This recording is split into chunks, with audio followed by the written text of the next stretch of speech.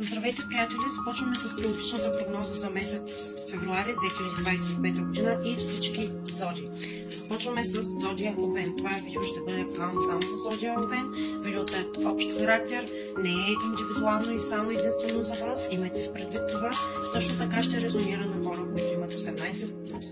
Така, нека да видим месец февруари какво ще донесе за зодия Овен в личен план.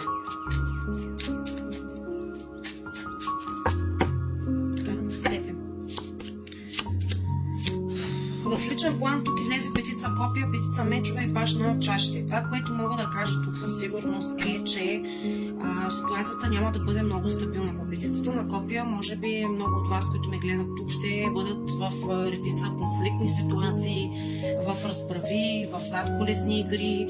Може някои от вас също така да се сблъскат директно с истината такава каквато е и да я преглътнат такава каквато е, тъй като това е все пак зодия Овен.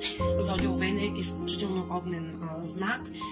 По петицата на мечове тук в личен план много от вас трябва да се съобразяват с това какво говорят, пред кого говорят, както и по петицата на жезли също така, защото определено тук ще има доста обидени, които са зодия Овен и гледат това видео и ще резонира на тези от вас, които са зодия Овен, тъй като това е общо видео, няма да резонира на всеки един от вас.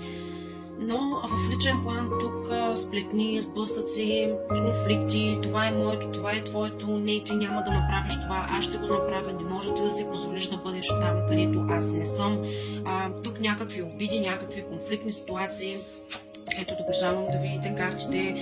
Тук определено в някои от вас в взаимоотношенията ще има някаква пропаст, ще има някакво, ще усещате като че ли, че някой се опитва по някаква форма да ви нападне в личен план, така че бъдете предпазливи и съобразителни с това, което ви казах.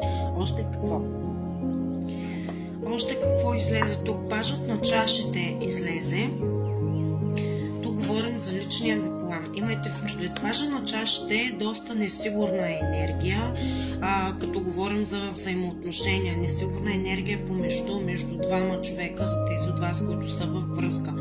Другото, което мога да кажа тук е, че много от вас в личен план ще получат някаква вест, тъй като пажа на чашите е един любовен пратеник в живота си.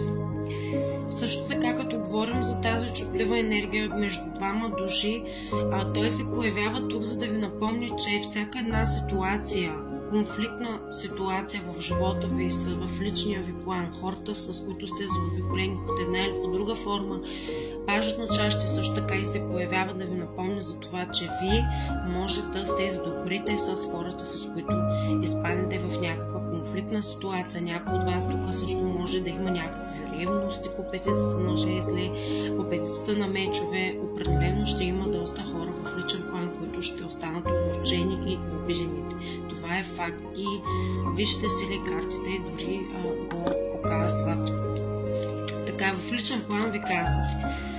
Сега да видим професионален план какво ще излезе. За работа, пари, какво ще кажат тук вижте сили за вас, зодия Овен.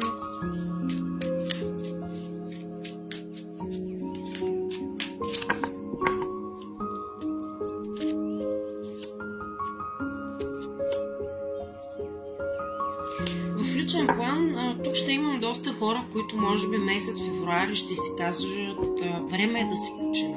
Време е да отида някъде, където да се отцепя от всичко, което ме заобикаля и пречувствам се претоварен или претоварена и със сигурност тук по четворката на мечове това, което мога да кажа е, че в професионален план много от вас ще ви се иска да си починете, да си отдъхнете.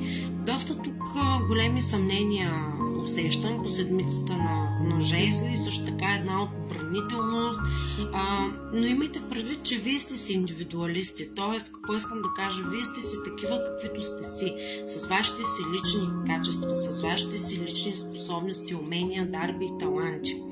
Така че всичко ще бъде наред, имайте го в предвид. Ако искате да инвестирате в някакъв нов проект и ново начинание по тези карти, това, което виждам аз е допитвайте се, анализирайте, също така Не се съмнявайте толкова много. Понякога прекаленото съмнение води до по-кризисни ситуации. Имайте го в предвид. По десятката на чаши тук мога да ви кажа, че тук ще има хора, които са 50 на 50. Ще има хора, които са задоволени от това, което правят, удовлетворява ги това, което правят. Чувстват се добре обезпечени по десятката на чаша, тъй като това е чаша на хармония, на изобилие, на просперитет, на берекет. Другото, което виждам и мога да кажа е, че ще има хора, които ще искат да се отцепят, да се уединят, да помислят, да рекапитулират. Ще има и други от вас, които ще искат да се развиват, да опипат почвата, да се допитат. Не се отбранявайте толкова много. Значи отбранявайте се само срещу хората, които сте преценили, че трябва да се отбранявате, но не към тези, от които може да получите много добър и важен съвет.